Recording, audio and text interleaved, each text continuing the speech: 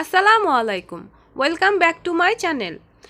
আবারও একটি নতুন স্ন্যাক্সের রেসিপি নিয়ে হাজির হয়ে গেলাম আপনাদের সামনে। আজকে আপনাদেরকে চিকেন ফিঙ্গারের একটি সহজ এবং মজার রেসিপি করে দেখাবো। এই রেসিপিটি কতটা ঝটপট এবং কতটা টেস্টি এভাবে ট্রাই না করলে বুঝবেন না, তাই ভিডিওটি স্কিপ না করে প্রথম থেকে শেষ পর্যন্ত দেখবেন। চলুন দেখে নেওয়া যাক রেসিপিটি। চিকেন ফিঙ্গার বানানোর জন্য এখানে আমি চিকেন কিমা নিয়েছি। তারপরে দিয়ে দিচ্ছি সিদ্ধ করা আলু। আমি একটি মাঝারি সাইজের আলু সিদ্ধ করে ম্যাশ করে নিয়েছি। এখন একে একে বাকি ইনগ্রিডিয়েন্টসগুলো অ্যাড করে নিব। এখানে দিয়ে দিচ্ছি অল্প পরিমাণে ময়দা। মিশ্রণের সুবিধার্থে ময়দা লাগলে পরে অ্যাড করে নেওয়া যাবে। তারপরে দিয়ে দিব কুচানো পেঁয়াজ এবং কাঁচামরিচ।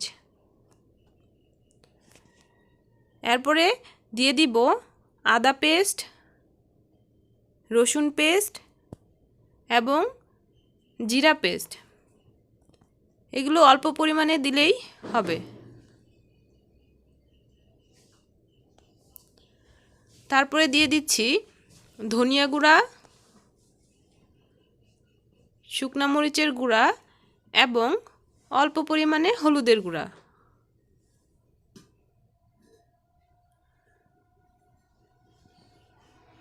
এবং দিয়ে দিব স্বাদমতো লবণ।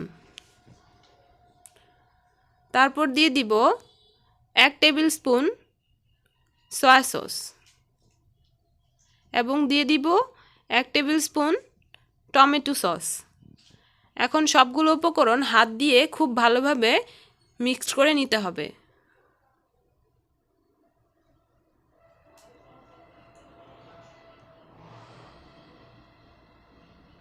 আমি সবগুলো উপকরণকে খুব ভালোভাবে চিকেন কিমার সাথে মিক্সড করে নিচ্ছি।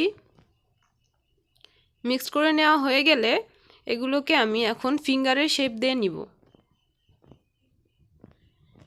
সম্পূর্ণ ডো থেকে অল্প পরিমাণ করে নিয়ে দুই হাতের সাহায্যে ফিঙ্গারের শেপ করে নিয়ে নিব।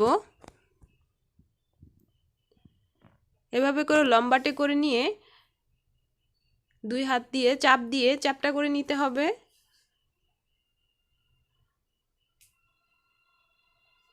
এখন এখানে আমি চিজ রেখেছি। আমি আগেই চিজগুলোকে গ্রেট করে নিয়েছি। এখন চ্যাপটা করে রাখা ফিঙ্গারের মাঝখানে চিজগুলোকে আমি দিয়ে দিব এবং দিয়ে দেওয়া হয়ে গেলে দুই হাত দিয়ে এভাবে করে আমি আবারও রোল করে নিব।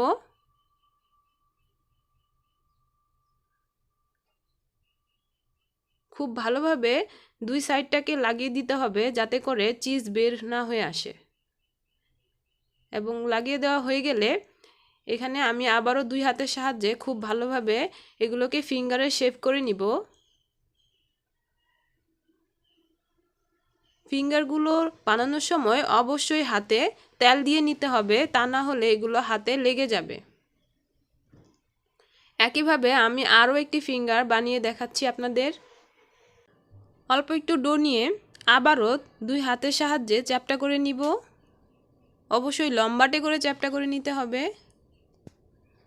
তারপর আবারও চ্যাপটা ফিঙ্গারের ঠিক মাঝখান বরাবর চিজ দিয়ে নিতে হবে।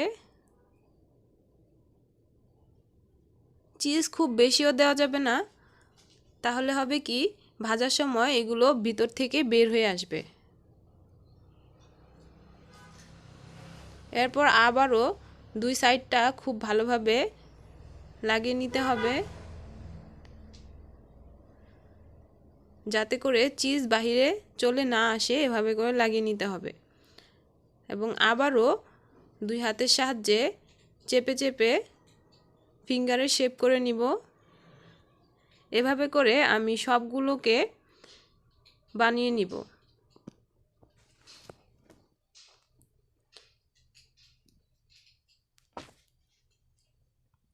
সবগুলো ফিঙ্গার বানানো হয়ে গেছে। এই পর্যায়ে আমি এখানে ব্রেড ক্রাম্ব নিয়ে নিয়েছি এবং একটি ডিম ফেটিয়ে নিয়েছি। তারপর ফিঙ্গারগুলোকে ডিমে ডিপ করে ব্রেড ক্রাম্ব দিয়ে কোট করে নিব। একে একে আমি সবগুলোকেই ডিমে ডিপ করে নিব এবং ব্রেড ক্রাম্ব দ্বারা কোট করে নিব।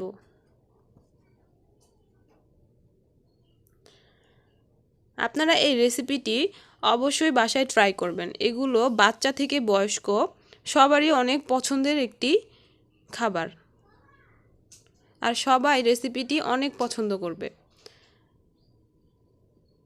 একইভাবে আমি সবগুলো ফিঙ্গার ডিমে ডিপ করে এবং ব্রেড ক্রাম্ব দ্বারা কোট করে নিব। সবগুলো ফিঙ্গার কোট করে নেওয়া হয়ে গেলে আমি ডুবো তেলে সবগুলো ফিঙ্গারকে ভেজে নিব। ব্রেড ক্রাম্বে কোট করার সময় খেয়াল রাখতে হবে হালকা হাতে একটু চেপে দিতে হবে, তাতে করে ব্রেড ক্রাম্বগুলো ফিঙ্গারের গায়ে খুব ভালোভাবে বসে যাবে। এরপর চলে যাব চুলায় ফিঙ্গারগুলোকে ভেজে নেওয়ার জন্য। চুলায় একটি ফ্রাই প্যান দিয়ে আমি ডুবো তেল দিয়ে দিয়েছি। এরপরে একে একে ফিঙ্গারগুলোকে দিয়ে দিব তেলে। তেল গরম হয়ে আসলে খুব বেশি হাই হিটে ফিঙ্গারগুলোকে তেলে ছাড়া যাবে না, তাহলে হবে কি দেওয়ার সাথে সাথে একটি গাঢ় ব্রাউন কালার চলে আসবে, কিন্তু ভিতরটাতে কাঁচা থেকে যাবে। সেক্ষেত্রে অবশ্যই ফিঙ্গারগুলো লো থেকে মিডিয়াম আঁচে ভেজে নিতে হবে। এখন এক পাশ হয়ে গেছে, আমি উল্টে দেব এবং অপর পাশ হওয়ার জন্য অপেক্ষা করব। একে একে সবগুলো ফিঙ্গারকে আমি উল্টে দিচ্ছি। সবগুলো ফিঙ্গার উল্টে পাল্টে খুব ভালোভাবে ব্রাউন কালার করে ভেজে নিতে হবে।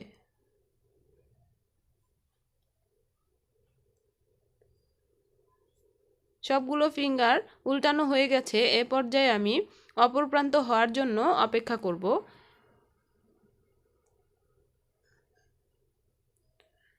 আবারও আমি ফিঙ্গারগুলোকে উল্টে দিচ্ছি। চতুর্পাশ খুব ভালোভাবে ব্রাউন কালার করে ভেজে নিতে হবে। তার জন্য কিছুক্ষণ পরে পরে হালকা হাতে উল্টে পাল্টে দিতে হবে। এভাবে করে বেশ কিছুক্ষণ আমি ভেজে নিয়েছি।